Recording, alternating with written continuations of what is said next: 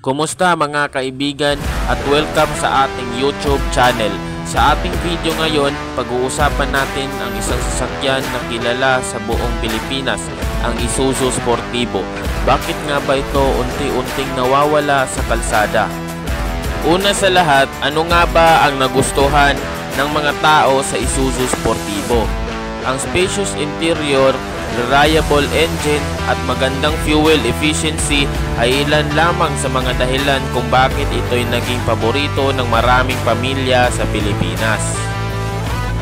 Ang paglisan ng Isuzu Sportivo sa merkado ay maaring may ilang kadahilanan. Maaring isa sa mga pangunahing dahilan ang pagbabago sa mga kagustuhan at pangangailangan ng mga mamimili.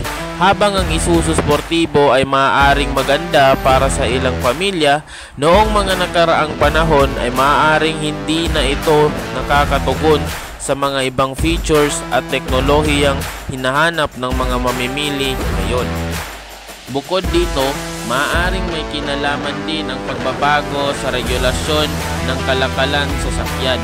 Kagustuhan ng pamahalaan ng magpababa ang emisyon ng sasakyan at ang pagiging competitive ng presyo ng iba pang mga sasakyan sa merkado. Higit sa lahat, ang pag-unlad ng teknolohiya at disenyo ng sasakyan ay patuloy na nagbabago, kaya't ang kumpanya tulad ng Isuzu ay kailangang mag-adapt upang panatiliin ang kompetisyon.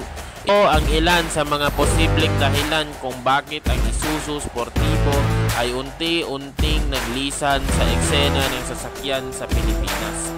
Ngayon, may mga bagong modelo ng Isuzu na nagbibigay ng mas advanced na features at performance.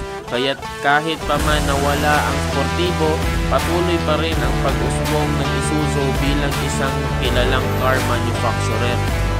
At iyan ang kwento ng Isuzu Sportivo at ang kanyang pagtatapos sa industriya ng sasakyan sa Pilipinas. Salamat sa pag-join sa atin ngayon. Kung nagustuhan mo ang video na ito, huwag kalimutan mag-subscribe at i-click ang notification bell para sa iba pang updates tungkol sa mundo ng sasakyan.